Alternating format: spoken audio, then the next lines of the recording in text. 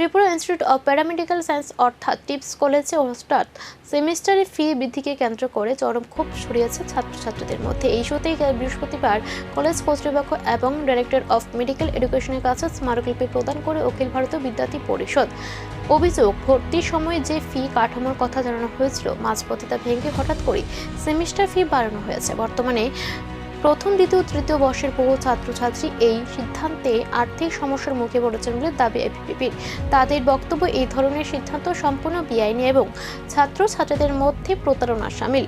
এবিভিপির তরফে জানানো হয়েছে, ছাত্রছাত্রীদের স্বার্থে প্রয়োজন হলে আগামী দিনে আরও বৃহত্তর আন্দোলনের পথেও হাঁটতে পারে সংগঠন।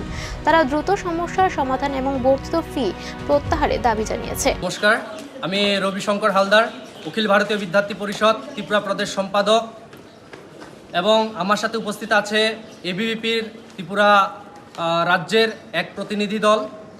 আজ আমরা Tripura institute of paramedical science কলেজে আমরা এসেছি এবং এখানকার প্রিন্সিপাল তথা ম্যানেজমেন্টের সাথে কথা বলেছি, যেখানে আমাদের কাছে ছাত্রছাত্রীরা কমপ্লেন করেছিল যে ছাত্রছাত্রীদের মাঝপথে, পড়াশোনার মাঝপথে তাদেরকে ফি বৃদ্ধি করা হয়েছে, যেখানে ছাত্রছাত্রীদের বিশেষ করে পড়াশোনার ক্ষেত্রে অসুবিধা হচ্ছে।